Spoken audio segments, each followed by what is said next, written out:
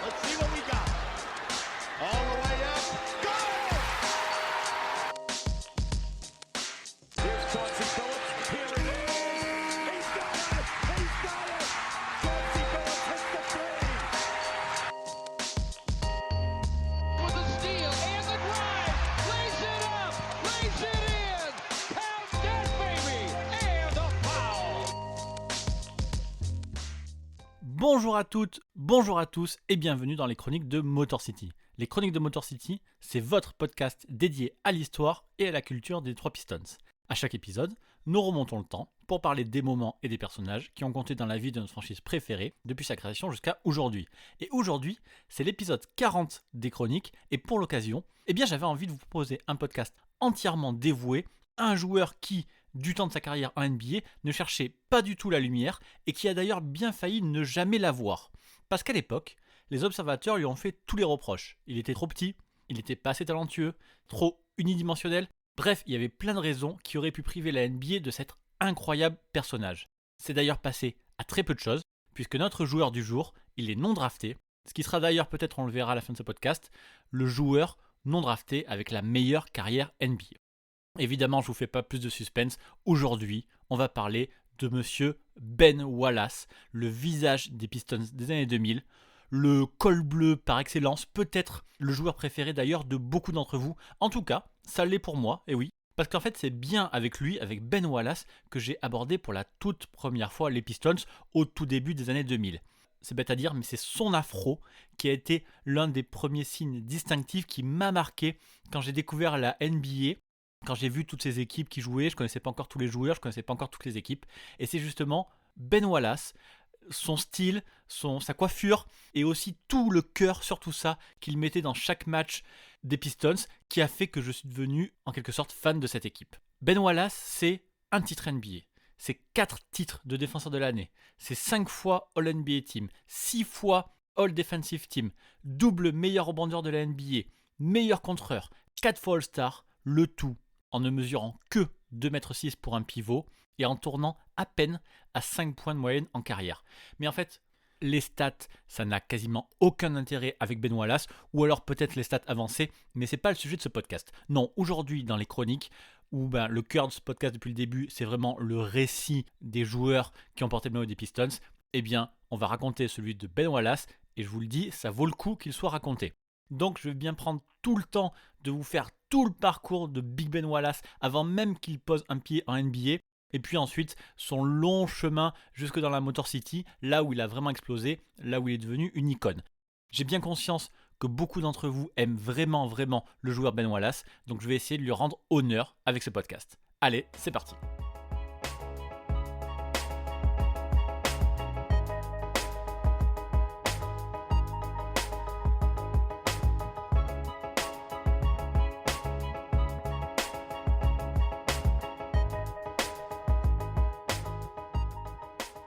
Si on veut comprendre vraiment le personnage Ben Wallace, il faut remonter vraiment au tout début et carrément à son enfance. En fait, Ben Wallace, il est né en 1974 à White Hell, en Alabama. C'est une région très rurale et il débarque dans une famille nombreuse. Avant lui, déjà 9 enfants, dont 7 garçons, et il devient le 10e enfant de la famille, le dernier garçon, puisqu'après lui, il y aura encore un 11e enfant, mais ça sera une fille.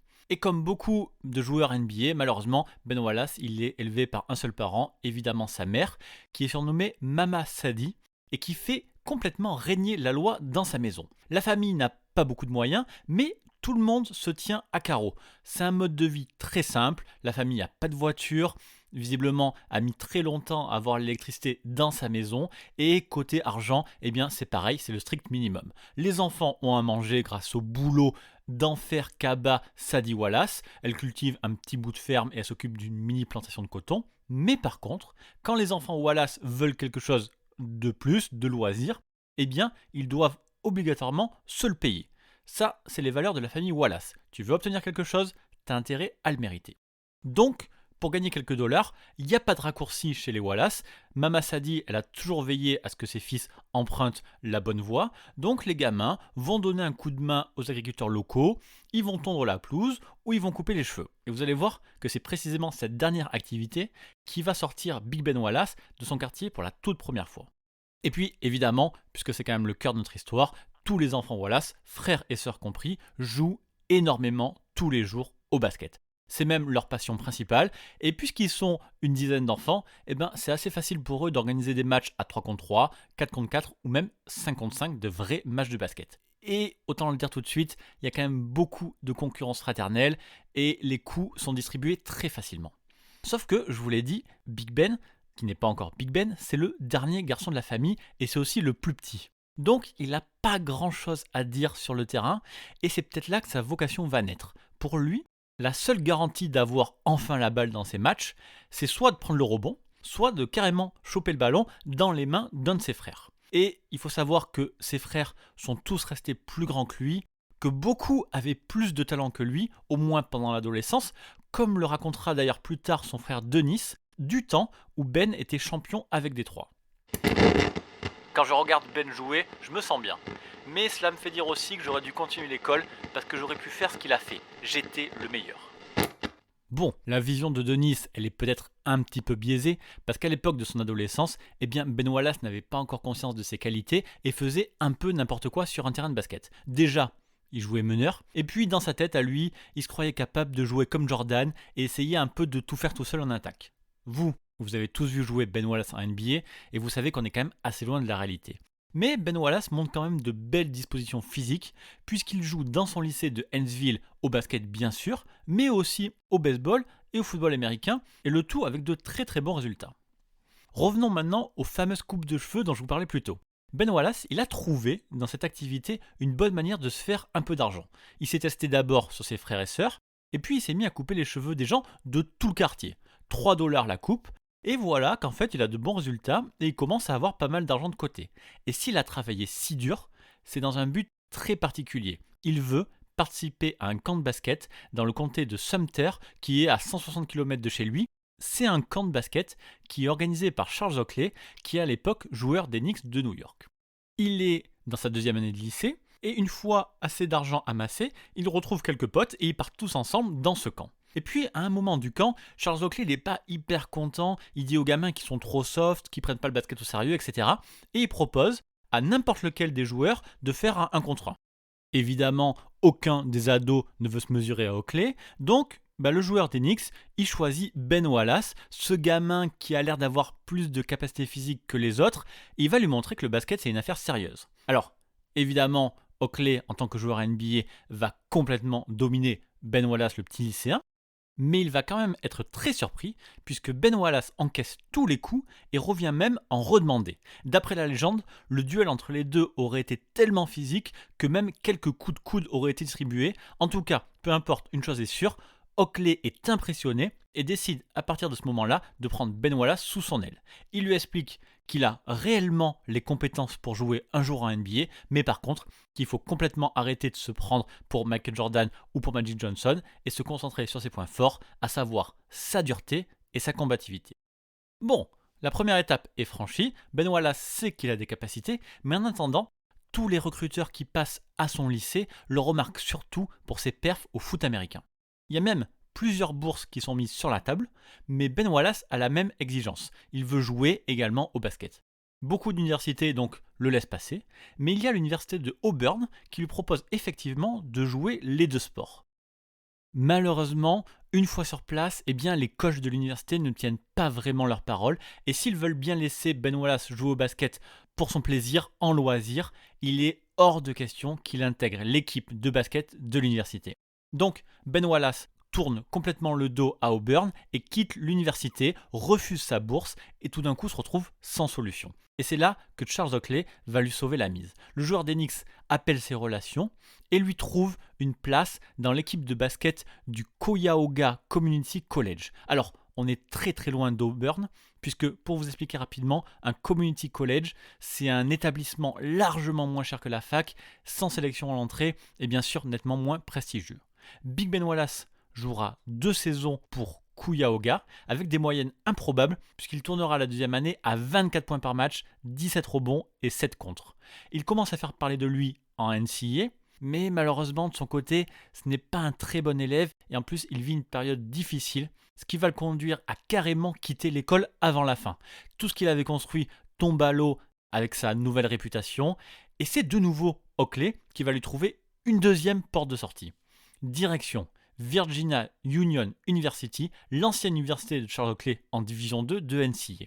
Et c'est justement là où Ben Wallace va enfin se remettre la tête à l'endroit.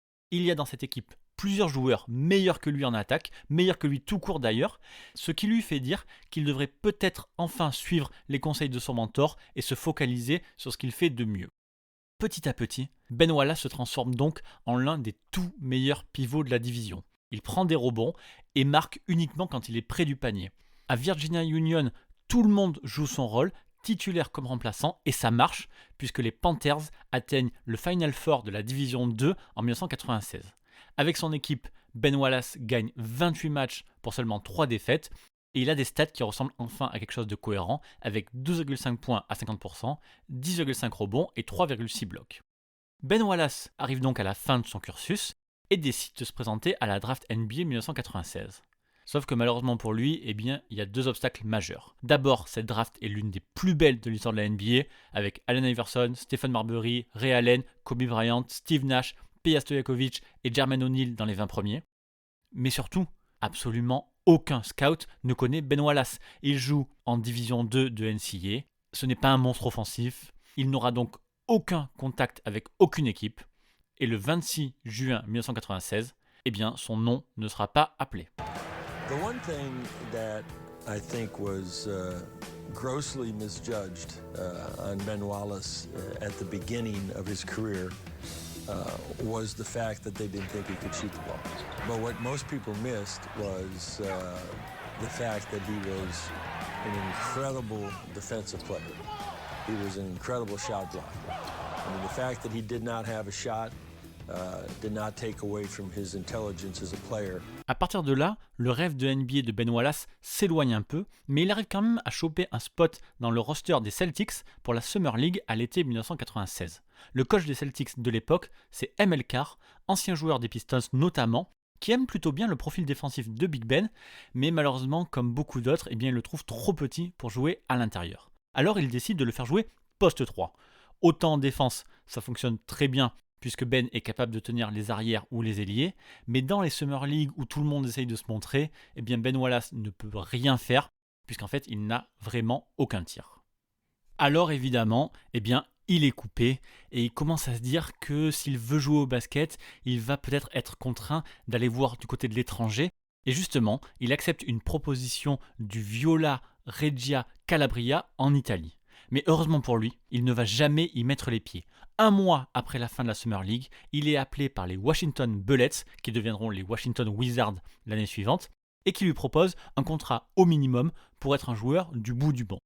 Et le GM des Bullets, celui qui offre cette chance de NBA à Ben Wallace, c'est Wes Unseld, Hall of Famer, ancien pivot lui aussi sous-dimensionné, puisqu'il ne mesurait que 2,01 m, et pourtant, il a réussi l'exploit d'être MVP en 1969 pour sa saison rookie, puis champion NBA en 1978 dans la deuxième partie de sa carrière. Et Wes Unseld dira plus tard qu'effectivement, il avait vu beaucoup de lui-même en Ben Wallace. J'ai fait face au même défi que Ben. Beaucoup de gens se demandaient si je pouvais jouer pivot en NBA à seulement 2,01 m, et entre vous et moi, Ben n'est pas beaucoup plus grand que moi. Mais quelque chose a cliqué en le regardant, et je savais que je voulais en voir plus. Alors qu'il était à 2 doigts de se perdre à tout jamais en Italie, voilà que Ben Wallace a enfin sa chance en NBA. Alors par contre, soyons francs, son année rookie va être très anecdotique. Ben joue 34 matchs avec moins de 6 minutes de moyenne, et en fait il récupère simplement les miettes. Et puis il faut dire aussi que la concurrence est rude, puisque les 2 meilleurs joueurs des Bullets sont des intérieurs, à savoir Chris Webber et Joan Howard. Mais visiblement, à l'entraînement, Ben Wallace se fait remarquer défensivement en faisant vraiment souffrir les 2 stars lors des oppositions entre les titulaires et les remplaçants. Et c'est aussi peut-être là où les bonnes choses commencent pour lui. Il bosse énormément avec les assistants après les entraînements pour apprendre le jeu d'attaque et savoir quoi faire de tous les rebonds offensifs qu'il récupérait. Tout le monde est ravi de lui à Washington et ses chiffres montent en année 2. Il joue 67 matchs dont 16 titularisations pour 17 minutes de jeu. Et grâce à ce nouveau temps de jeu et surtout grâce à ses efforts, eh bien Ben Wallace commence à se faire remarquer par les fans des Wizards. Je le dis pour ses efforts, mais aussi pour sa coiffure, puisque c'est lors de la saison 97-98 que naît l'afro de Ben Wallace. En réalité, tout part d'un pari entre Chris Webber, Darvin Ham et Ben Wallace pour savoir qui sera capable de passer le plus de temps sans se couper les cheveux. C'est bien évidemment Ben Wallace qui a tenu le plus longtemps, et c'est justement comme ça que son look caractéristique va s'imposer en NBA. L'année suivante, en 1999, c'est le lockout. Les équipes NBA sont en grève et il n'y a pas de match avant le 6 janvier 1999. Pour les Wizards, les choses ont pas mal changé puisqu'ils ont tradé Chris Webber au King et comme Howard a été blessé une bonne partie de la saison, eh bien ça a été l'occasion, une fois la reprise de la NBA, de voir beaucoup plus Ben Wallace. Et c'est d'ailleurs l'un des seuls rayons de soleil de la saison de Washington, puisqu'il est le meilleur rebondeur de l'équipe alors qu'il ne joue que 26 minutes par match, et même qu'il a tourné en double-double sur le dernier mois de la compétition. On y est, Ben Wallace est devenu un joueur qui compte en NBA. Alors, comme role-player et comme remplaçant, certes, mais il compte. Et d'ailleurs, les Wizards ne s'étaient pas trompés et lui avaient offert un contrat de 2 ans juste après le lockout. Mais en fait, de leur côté, puisque cette saison a été décevante et qu'ils n'ont plus de vrais pivots titulaires et qu'ils n'ont pas compris que Ben Wallace pouvait justement être ce joueur-là, eh bien Washington monte un trade avec Orlando à l'été 1999 pour faire venir Isaac Austin, meilleure progression 2 ans plus tôt. Et Orlando demande Ben Wallace et 3 joueurs du bout du banc, Terry Davis, Tim Legler et Jeff McInnis. Et finalement, eh bien ce trade c'est plutôt une très bonne chose pour Ben Wallace puisqu'il y a une sorte de fraîcheur chez le Magic. Orlando vient d'engager Doc Rivers qui commence son expérience dans le coaching et qui fait de Ben Wallace son titulaire. Lui, il l'a compris. Résultat, Big Ben joue 81 matchs comme starter et même s'il ne joue que 24 minutes par match, eh bien il est assez largement le meilleur rebondeur d'Orlando. Et d'ailleurs, grâce à lui, mais aussi grâce à d'autres bonnes surprises comme le rookie Chucky Atkins qui devient très vite pote avec Ben, eh bien le Magic est l'équipe un peu surprise de la NBA. Malheureusement, l'histoire entre Big Ben et le Magic ne va pas beaucoup durer. Le Magic a beaucoup d'ambition et a aussi l'argent pour. À l'été 2000, ils font venir d'abord Tracy McGrady qui voulait quitter Toronto, puis sont à 2 doigts de signer Tim Duncan. Et avant ça, ils ont bouclé l'arrivée de Grant Hill. C'est un sujet dont je vous ai parlé lors de l'épisode 19 des Chroniques de Motor City. Et justement, pour essayer d'avoir Tim Duncan et pour que les Pistons ne se retrouvent pas sans rien, eh bien, les deux équipes s'entendent sur un sign and trade. Grant Hill débarque bien à Orlando, mais dans le sens inverse, il y a Ben Wallace, justement, et Chucky Atkins qui débarquent à Détroit dans la Motor City. Alors, on en a déjà parlé, mais à l'époque, les Pistons sont contents de récupérer un petit quelque chose contre Grant Hill qui de toute façon pouvait partir libre. En tout cas, Joe Dumars, qui est devenu GM des Pistons, il donne tout de suite confiance à Ben Wallace et lui offre un contrat de 6 ans et 34 millions de dollars. Big Ben a enfin la stabilité financière qu'il recherchait depuis longtemps et son premier geste, c'est justement d'acheter une maison à sa maman Cedi. Et c'est pour nous à ce moment-là que l'histoire commence à devenir intéressante. La saison 2000-2001 des Pistons, la première de Ben Wallace dans la Motor City, elle est assez moyenne avec un Jerry Stackhouse qui shoot absolument tous les tirs, 25 tirs par match. Et globalement, c'est tout le roster qui est assez moyen. En tout cas, les Pistons commencent à se forger une identité, puisque même s'ils ne gagnent pas beaucoup de matchs, ils montrent une défense très solide, très agressive, et sont parmi les meilleurs en NBA. Tout ça est dû en grande partie à Ben Wallace, qui réalise la meilleure saison de sa carrière.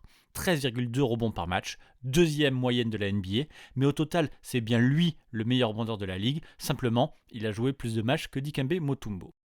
Et puis, la saison suivante, Détroit se réorganise un peu. Rick Carlisle devient le coach de l'équipe et décide de faire passer Ben Wallace par séquence poste 4 avec Clifford Robinson qui prendrait le poste 5. Là encore, Big Ben va être monstrueux en devenant meilleur rebondeur et meilleur contreur de la NBA. Et c'est bien simple, il n'y a eu que 3 autres joueurs avant lui à réussir ça dans l'histoire de la NBA. Et les noms, c'est pas n'importe qui, c'est Hakeem Olajuwon, Bill Walton et Karim Abdul-Jabbar. Voilà, rien que ça. Ben Wallace devient à ce moment-là un vrai joueur NBA. Il n'est plus du tout un poids mort en attaque puisqu'il s'est profité des prises à deux sur Stackhouse, mais surtout, il a imposé son jeu en défense. Et comme les résultats des Pistons sont incroyables, 50 victoires, deuxième meilleur bilan à l'Est, eh bien, c'est assez naturellement que Ben Wallace gagne le titre de meilleur défenseur de l'année pour la première fois. Donc c'est son premier, et vous verrez que c'est pas son dernier. Évidemment, il est All Defensive First Team, mais il sera aussi élu dans la All NBA Third Team. Et puis, tout va s'emballer. À l'été 2002, Joe Dumars sort le grand jeu. Coup sur coup, il draft Tayshaun Prince, il signe Chauncey Billups à la Free Agency et échange son meilleur joueur, le croqueur Jerry Stackhouse, contre Rip Hamilton. La franchise, en fait, elle a compris que ce qu'elle avait besoin, c'était des cols bleus qui faisaient le sale boulot sans rien dire, comme le faisait justement à merveille Ben Wallace. C'est la naissance de la Going to Work era, cette période où tous les joueurs de la Motor City enfilent le bleu de chauffe et bossent tous les soirs pour gagner des matchs. C'est pas flashy, c'est pas sexy, mais ça marche. Ben Wallace continue de son côté sa progression. Il est maintenant un vrai personnage de la ligue et il est même élu par les fans au All-Star Game avec 1 123 000 voix. Cet événement aurait dû être une fête pour Ben Wallace, mais malheureusement, quelques jours avant le All-Star Game, Mama Sadie s'effondre en faisant ses courses dans une épicerie de Whitehall et décède à 68 ans. L'enterrement a lieu le samedi du All-Star Weekend, mais Big Ben est bien en tenue le dimanche pour jouer le match des étoiles. Et quand on lui demande pourquoi il est là, eh bien sa réponse est limpide. Elle aurait voulu que je joue. En tout cas, la fin de saison de Ben Wallace a dû rendre fier sa Mama Sadie, puisque Ben réalise une saison une nouvelle fois encore meilleure. Les Pistons sont encore à 50 victoires, cette fois-ci premier à l'Est, et individuellement, Ben Wallace est de nouveau le meilleur rebondeur de la NBA, cette fois avec 15,4 rebonds par match, et réalise bien sûr le back-to-back comme meilleur défenseur de l'année. Sa domination défensive est tellement affolante qu'il obtient même quelques voix pour le titre de MVP. Il est 8e au classement final, devant par exemple des joueurs comme Jason Kidd, Chris Webber, Steve Nash ou Paul Pierce. Mais surtout, c'est cette saison-là que Ben est devenu vraiment Big Ben, avec à chaque action défensive, à chaque claquette dunk ou chaque panier un peu spectaculaire, un gros son de cloche qui sonne dans tout le palace d'Auburn Hills. Les fans de Détroit sont amoureux de leur équipe, qu'il leur ressemble enfin, et l'icône qui est mise en avant, c'est Ben Wallace. C'est lui qui est mis en avant dans les campagnes marketing de la franchise, c'est son nom qui est annoncé en dernier par John Mason lors de l'introduction des joueurs, et c'est son maillot numéro 3 qu'on retrouve partout dans les gradins du palace. Mike, I am high above the palace in the palace sound room with my man Steve Conway, who's the sound man. Whenever Big Ben Wallace scores or a rebound or a block shot or any hustle play, you hear the Big Ben gong. You can hear it on television. It's really simple. The Magic Man right here. I press it. The big gong. Now, I asked Ben, I said, there's no way you hear that because you're too focused, right? He said, oh, absolutely not. He said, I listen for it. If I do something, I'm thinking, hey, where's my gong? Steve Conway, the man with the gong, Al. He's probably mystified right now. Bryant, boy, he's not even close tonight. Ben Wallace, here comes the gong. Et c'est avec lui que les Pistons vont monter d'un cran. 2 victoires en 2003 contre le Magic puis les Sixers, mais par contre un sweep assez sec contre les Nets de Jason Kidd. Mais pendant ces playoffs, Ben a été encore plus fort, passant à 9 points et 16,3 rebonds de moyenne. Ce sera d'ailleurs en fait une vraie constante avec lui, de chaque fois monter de jeu au moment où ça compte vraiment. Et la suite, vous la connaissez, puisque j'ai consacré un double podcast sur la saison 2004 des Pistons.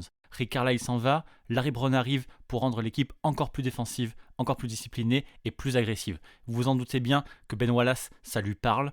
Et dans les stats, les Pistons ont le 2e defensive rating de toute la NBA cette saison-là, avec seulement 95,4 points encaissés pour 100 possessions, un chiffre en baisse de quasiment 5 points par rapport à l'année précédente où il était déjà excellent. Et puis en février, c'est Rasheed Wallace qui débarque pour former un binôme complètement injuste avec Big Ben pour les autres équipes.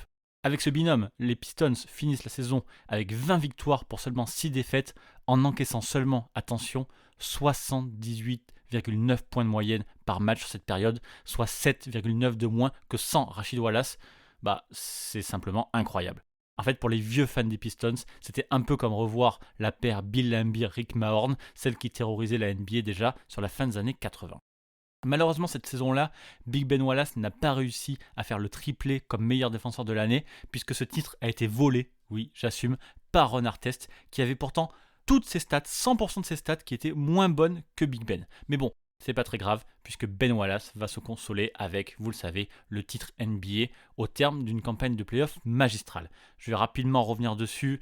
On a le premier tour contre les Bucks, où Ben Wallace prend 21 rebonds au match 3 pour réveiller son équipe qui avait perdu le deuxième match.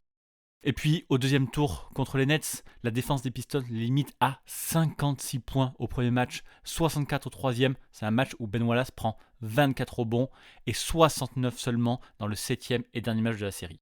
Quand Détroit était mené 3-2 contre les Nets, donc aux portes de l'élimination, c'est là où Ben Wallace a porté son équipe avec 20 rebonds. Et puis, il a réussi l'exploit offensif pour lui de 18 points dans le match 7, le tout en tenant Jason Kidd à 0 points pour la première fois dans un match de playoff.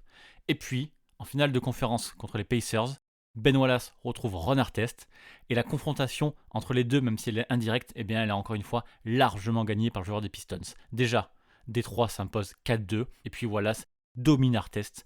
80 de defensive rating pour lui contre 97 pour le joueur des Pacers, même si bon, il faut se méfier de ce genre de stats avancées appliquées à un seul joueur.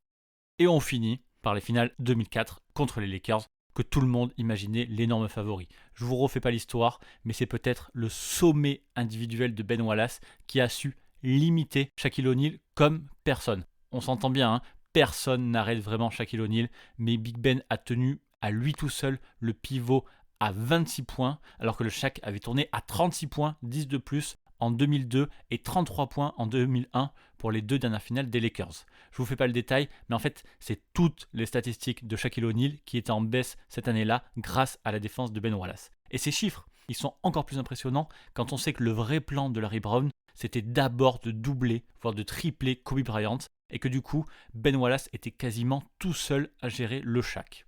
Et il faut souligner qu'il a fait ça quasiment sans faute, puisqu'il ne tourne qu'à 3 fautes de moyenne sur toute la finale. Les Lakers ont par exemple été limités à 75 points au match 1, puis 68 au match 2. Et puis le dernier match, tout simplement, le match du titre, ça a été une merveille de Ben Wallace qui a fini avec 18 points et 22 rebonds. Par contre, c'est finalement Chauncey Billups qui a été élu MVP de la série, mais moi personnellement, et je sais que beaucoup d'autres l'auraient fait aussi, on aurait eu tendance à peut-être donner ce titre à Ben Wallace pour tout son effort défensif. Mais de toute façon, c'est toute cette saison 2004 qui lui ressemble beaucoup.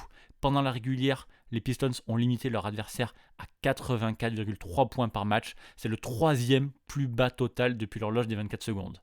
Ils ont maintenu 11 fois leur adversaire sous les 70 points et ils ont tenu 36 matchs consécutifs à moins de 100 points encaissés. Ça, c'est tout simplement 2 records NBA all-time. Et puis une fois en playoff, comme je vous l'ai dit tout à l'heure, Ben Wallace a passé un cap en tournant au-delà des 10 points de moyenne, ce qui n'a l'air de rien bien sûr, mais ça montrait bien pour lui à quel point il était focalisé quand ça devenait sérieux. Et ça, on l'a vu également lors de la saison suivante, celle où les Pistons ont défendu leur titre. Alors, je passe rapidement sur Malice at the Palace, où Ben Wallace est autant responsable que Ron Artest du grand n'importe quoi de ce moment. Mais ce qui est important, c'est que Ben Wallace cette année-là a joué un peu moins grâce à la profondeur de banc des Pistons qui avait ramené Anthony McDyess dans la rotation. Et du coup, les stats sont en légère baisse, mais ça c'est pas grave, ça n'avait aucune importance, surtout avec Ben Wallace, puisqu'en fait il est tout doucement monté en régime au fur et à mesure de la saison. Une saison d'ailleurs qu'il a terminée en feu. Il remportera assez logiquement cette fois-ci son titre de meilleur défenseur de l'année. Il le reprend en Ron Artest. Ce sera son 3e titre. Arrivé au premier tour des playoffs contre les Sixers, Ben Wallace réussit son record en carrière avec 29 points à 11 sur 17 lors du match 3.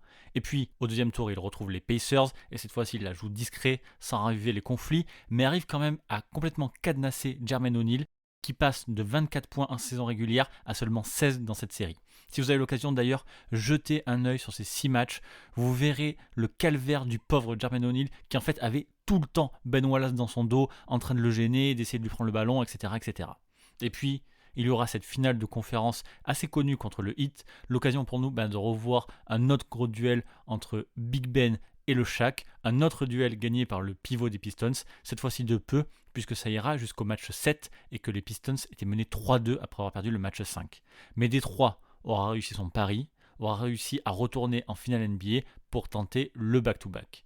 Et Ben Wallace sera encore un acteur super important en jouant d'énormes match-up face à Tim Duncan, dont 2 double-doubles au match 3 et au match 4, quand les Pistons justement étaient menés 2-0.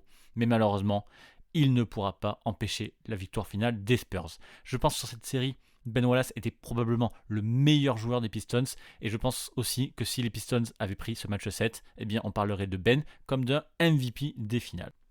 Et puis, la saison suivante, la saison 2005-2006, les Pistons changent de coach et engagent Flip Saunders. La mentalité change également avec un jeu qui est devenu plus rapide, avec le feu vert qui est donné à tous les attaquants. Et en fait, après 2 années de Larry Brown hyper rigide, ça fait du bien à toute l'équipe. Et les Pistons jouent vraiment leur meilleur basket depuis longtemps. Ils commencent la saison complètement en feu et sont largement premiers au All-Star Game, ce fameux All-Star Game dont je vous ai déjà parlé, avec 4 joueurs des Pistons qui sont sélectionnés par les coachs, dont évidemment Ben Wallace. C'était dans l'épisode numéro 30 des Chroniques de Motor City.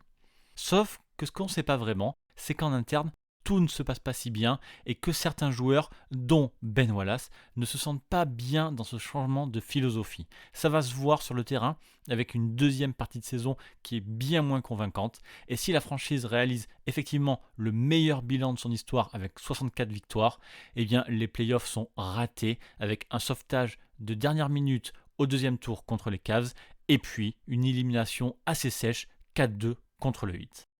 On ne le sait pas encore, mais cette saison, c'est la fin de l'histoire entre les Pistons et Ben Wallace. Déjà en avril, pour l'un des derniers matchs de la saison régulière contre le Magic, Ben Wallace avait eu un échange qu'on va dire assez musclé avec son coach.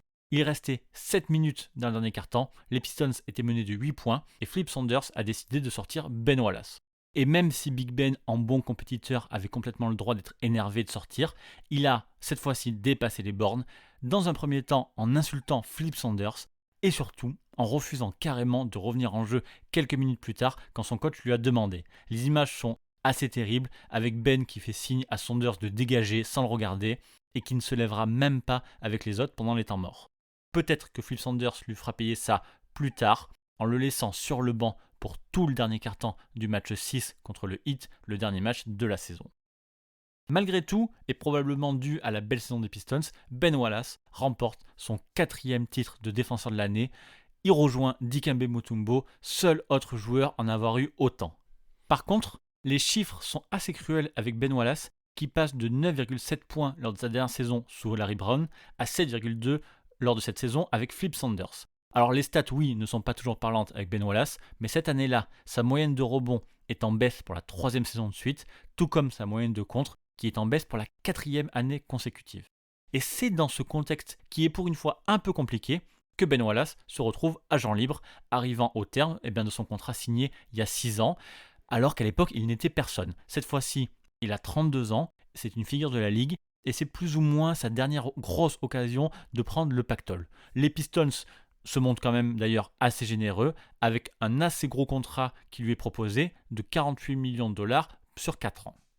Et tout le monde est à peu près sûr que Ben Wallace va re-signer. Et malheureusement, tout le monde dans la Motor City va tomber de haut, puisque Ben Wallace accepte une offre bien meilleure proposée par les Bulls, qui lui offre 60 millions de dollars sur 4 ans. Alors l'argent raconté, oui, mais aussi la haine qu'il y a eu entre Ben Wallace et Flip Saunders, et notamment le souvenir de ce fameux match, comme le disait Ben Wallace plus tard. Au moment où je signe avec les Bulls, la frustration me pesait toujours. La pire chose qu'il puisse faire à un joueur qui a été là et qui s'est battu toute la saison, c'était de le mettre sur le banc et de le forcer à regarder tout le 4e quart-temps sans avoir l'occasion de rentrer. Ce fut les 12 minutes les plus difficiles que j'ai jamais eues dans un match de basket.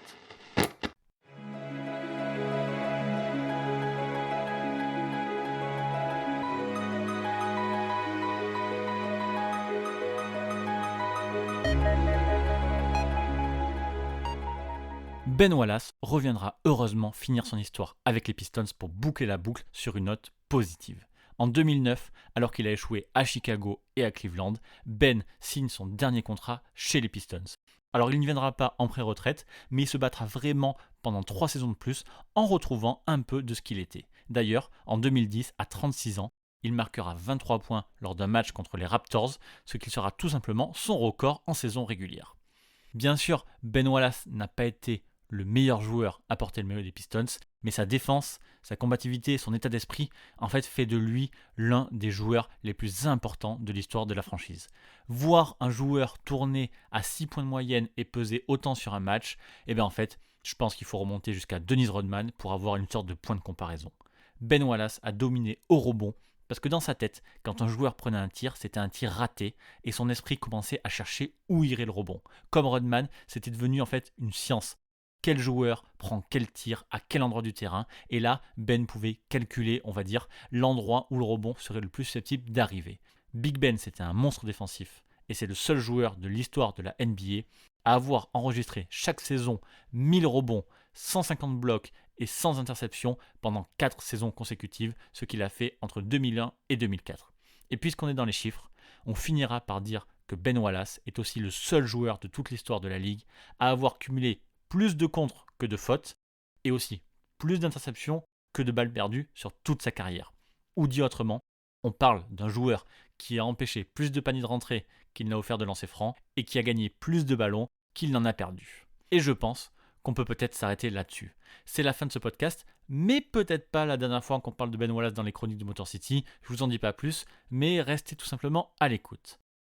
En attendant, comme d'habitude, il ne me reste plus qu'à vous remercier et à vous dire que les chroniques de Motor City, bien sûr, sont disponibles partout, sur Apple Podcast, Spotify, Google Podcast, Deezer et sur les applis de podcast comme Podcast Addict sur Android.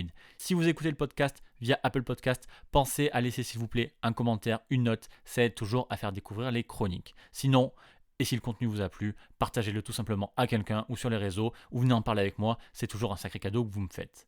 Et en attendant, je vous invite à me retrouver sur Twitter @MotorCityPod et sur le site pistonfr.com. Merci encore pour votre soutien et à très bientôt pour une prochaine chronique. Bye.